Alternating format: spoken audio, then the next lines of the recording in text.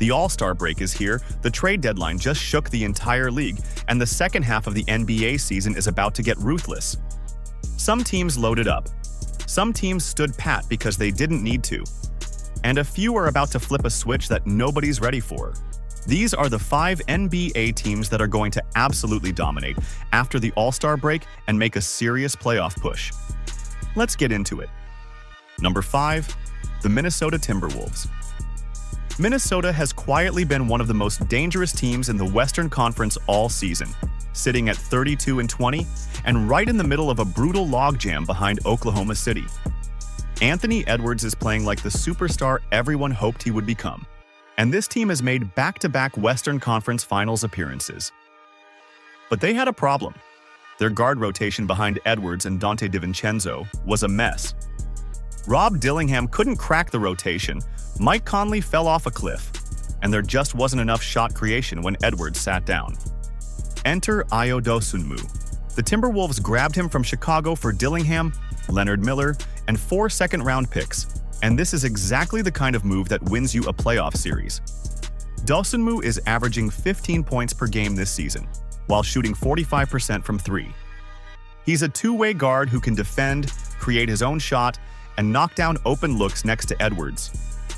Slot him in as the 7th man alongside Naz Reid and Bones Highland, and Minnesota suddenly has one of the deepest rotations in the West.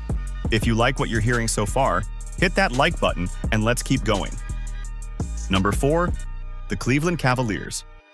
Cleveland made the most shocking move of the entire trade deadline, and it might be the one that decides the Eastern Conference. The Cavaliers acquired James Harden from the Clippers for Darius Garland and a second-round pick, and on paper, this is a massive upgrade right now.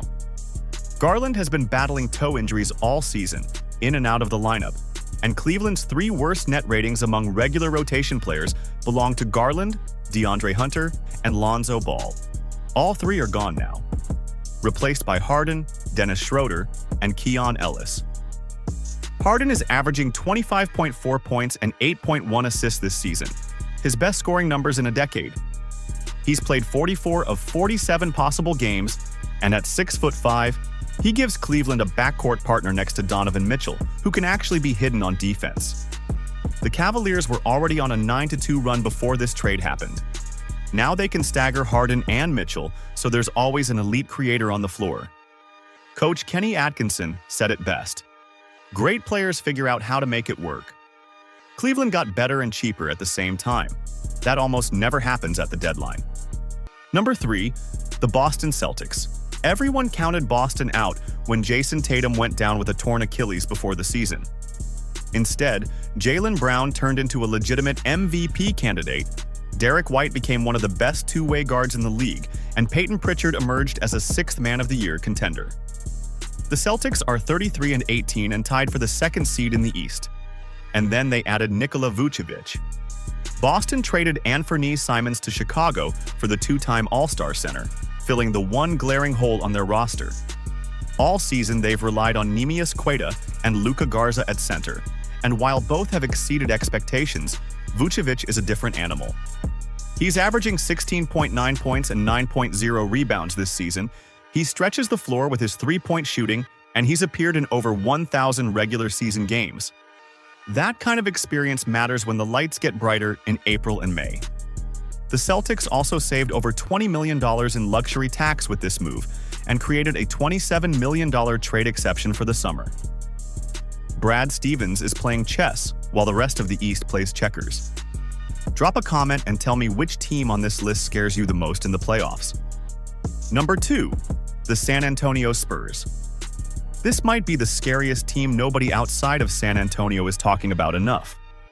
The Spurs are 35-16 and have already matched their entire win total from last season with over 30 games still to play. Read that again. They matched an entire season's worth of wins before the All-Star break. Victor Wembanyama just won Western Conference Defensive Player of the Month. For January, after putting up 132 rebounds, 29 blocks, and 12 steals in 13 games. He's averaging 24.2 points, 11.1 rebounds, and 2.7 blocks per game, and his defensive presence is altering everything opponents try to do at the rim. The Spurs just beat Oklahoma City for the fourth time this season, closing to within 5 games of the top seed in the West. De'Aaron Fox is averaging 19.6 points and 6.3 assists, giving Wembanyama the pick-and-roll partner he's needed since entering the league. Those two together are becoming one of the most lethal duos in basketball. San Antonio didn't make a single trade at the deadline because they didn't need to. The Spurs are 18-6 at home. Their young core of Stephon Castle and Carter Bryant is developing in real time, and this team is built for the long haul. When the playoffs come, nobody in the West is going to want to see Wembanyama across from them in a 7-game series. Nobody. Number 1, the Detroit Pistons. If you told anyone 2 years ago that the Detroit Pistons would have the second-best record in the entire NBA at 37-13 and be leading the Eastern Conference heading into the All-Star break, they would have called you insane. But here we are. Detroit isn't just winning games. They're making a statement every single night. They have the best record in the East by a comfortable margin, and they just added Kevin Huerter and Dario Saric at the deadline to deepen their bench for the stretch run. This is a team built on defense, with Ausar Thompson winning Eastern Conference Defensive Player of the Month for January.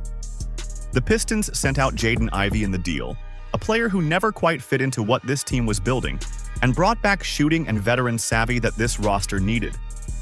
They have legitimate two-way stars, a coach that has this group buying in completely, and the kind of young, hungry energy that makes teams dangerous in the postseason. Detroit is playing with house money and absolutely zero pressure. Every other contender in the East has expectations weighing on them. The Pistons just have momentum, and that is the most dangerous thing a team can have heading into the second half of the season. The All-Star break is a reset button, and these 5 teams are about to press it harder than anyone else.